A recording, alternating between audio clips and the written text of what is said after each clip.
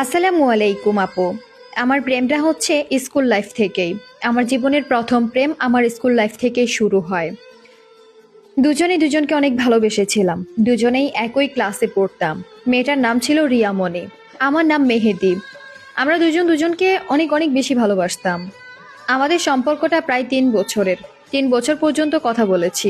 ও বলেছিল ও বলেছিল আমাকে কখনো ছেড়ে যাবে না। আমারও ছেড়ে চলে গেছে।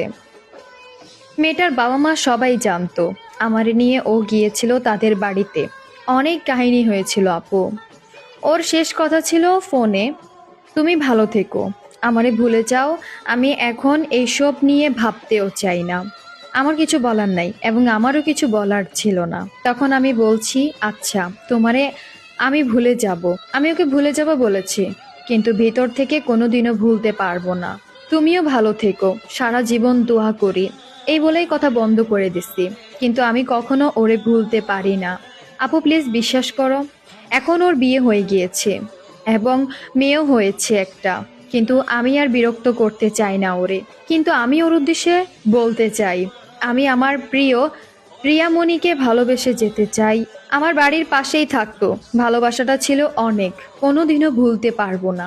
আপু ওর বিয়ে হয়ে গিয়েছে, আমার বাড়ি থেকেই বেশি একটা দূরে না। যদি কোনোদিন পারি সফলতা নিয়ে আমার বউয়ের সাথে তার বাড়িতে যাইয়া দেখা করব আপু। এবং ওর প্রতি ভালোবাসাটা আমার সারাটা জীবন রয়ে যাবে। ওর কথা আমার অনেক মনে পড়ে। মনে করে কি আর এখন আর কোনো লাভ আছে? ও তো বিয়ে করে ফেলেছে এবং আমাদের সম্পর্কটা বিচ্ছেদ হয়ে গিয়েছে। তবে অতীতটুকুকে আমি ভুলতে পারছি না। এ কারণেই আমি চাচ্ছি আমার স্টোরিটা টাইমলাইনে রেখে দেই। কারণ আমার প্রিয় মানুষটাকে আমি অনেক বেশি ভালোবেসেছিলাম। আমার প্রিয় মানুষটার শেষ কথা ছিল, আমার থেকে বেটার কাউকে পেয়ে যাবে যে তোমাকে অনেক ভালোবাসবে। আজও স্পষ্ট কথাটি মনে আছে। আর বলছে তুমি ভালো থেকো আর আমারে ভুলে যেও। জানো শারমিন আপু, কোনো দিনও আমি ভুলতে পারবো না ওকে। মেহেদি ভাইয়া, তোমার জীবনের ছোট্ট একটা স্টোরি আমরা শুনেছি, অনেক কষ্টদায়ক। তবে একটি কথা বলতে চাই, মেয়েটার বিয়ে হয়ে গিয়েছে এবং তোমাদের বিচ্ছেদ হয়ে গিয়েছে। এখন বেটার দুজন দুজনকে ভুলে থেকে নিজের জীবনটাকে নিয়ে যাওয়া। হ্যাঁ ঠিক আছে, মানলাম ভালোবাসা মানুষটাকে কখনো কোনোদিন ভোলা যায় না, এটা একটা চরম বাস্তব কথা। তবে এটাই সত্য কথা যে তাকে ছাড়াই তোমার থাকতে হবে।